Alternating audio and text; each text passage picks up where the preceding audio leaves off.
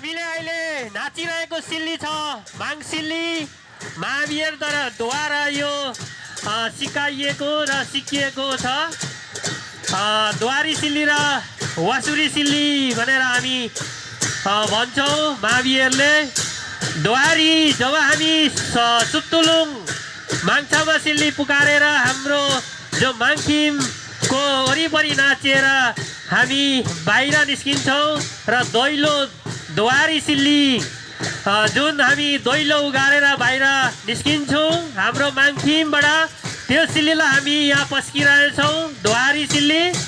द्वारी सिल्ली सक्नसाथ हामी वासुरी सिल्ली नाच्छौँ जब हामी दैलोबाट बाहिर निस्किन्छौँ। त्यस पछाडि भनेको द्वारी हामी सेतलुङ हामी बलेसीमा हामी पानी झर्ने तप्कना सेतलुङ हामी नाच्छौँ।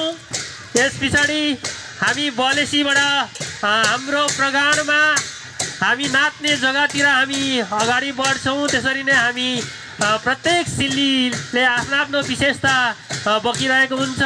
त्यसरी हामी यहाँ समूहगत सिल्लीहरू देखाउँछौँ।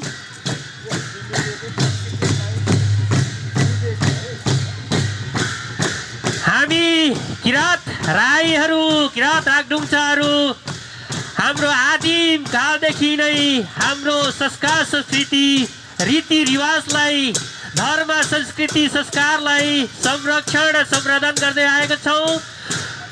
राईहरूले जहिले पनि वैशाख पूर्णिमादेखि नै छमछमी साकेला नाच्ने चलन छ। यो आफ्नो संस्कार संस्कृतिलाई पक्कै पनि जगेर्ना गर्दै आएका छौँ। यो सिल्ली आदिम पुर्खाहरूले सिकाएको सिल्ली छ। माविहरूले उहाँहरूले यो अदृश्य शक्तिद्वारा अर्पण गर्नुभएको यो सिल्ली हामी नानीहरूलाई हामीलाई उहाँहरूले प्रदान गर्नुभएको छ, सिकाउनु भएको छ। यही सिल्ली नै प्रत्येक शाखामा हामीले सिक्दै आएका छौँ, सिकाउँदै आएका छौँ। हामीसँग लगभग 10वटा शाखाहरू हुनुहुन्छ। प्रत्येक शाखामा यो सिल्ली हामीले माङ सिल्ली लागू गरेका छौँ।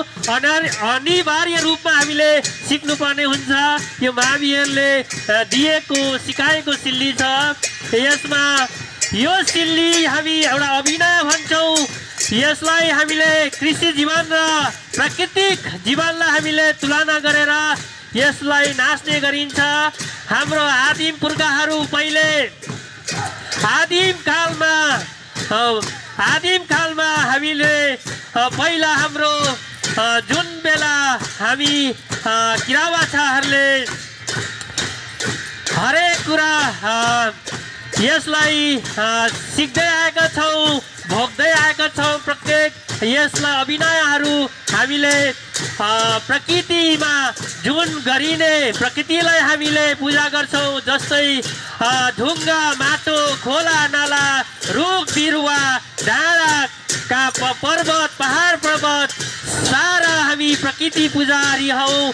यसलाई हामीले प्रकृति पूजा भन्ने गर्छौँ र यसलाई भूमि पूजा पनि भन्छौँ। पारुहाङ र सुम्नीमा साँची राखेर हामीले माङखिमको वरिपरि घुम्दैछौँ।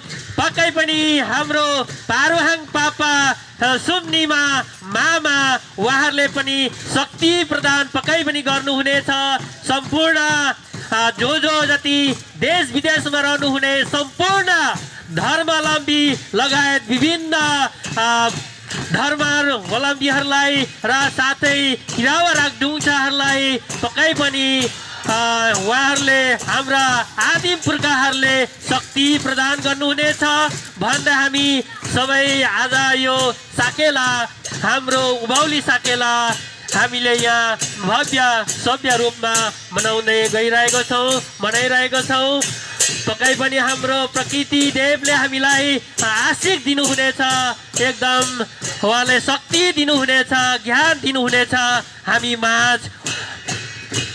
यो हाम्रो किराँत रागडुङचाहरूको हाम्रो यो संस्कृति संस्कार एउटा समाजलाई हेर्ने एउटा अदृश्य र हेर्ने एउटा दर्पण हो, ऐना हो। हामी सम्झन्छौँ र हामीलाई कुलपितृ, हाम्रो आशिक, हामीलाई पुर्खाहरूले पुर्खा भन्नु नै हाम्रो पारुहाङ र सुम्निमा भनेर हाम्रो यी आदिम पुर्खाहरूले पक्कै पनि हामीलाई आशिक दिनुहुनेछ सबैजनालाई। र हामी किराँत राख्दुङ मात्र नभएर सम्पूर्ण धर्मावलम्बीहरूलाई पनि यसरी नै उहाँहरूले एकदमै आशिक प्रदान गरून् भनेर हामी भूमि पूजा संस्कृति हाम्रो साकेवा साकेनान हामी सधैँ यसरी नै गर्दै आएका छौँ।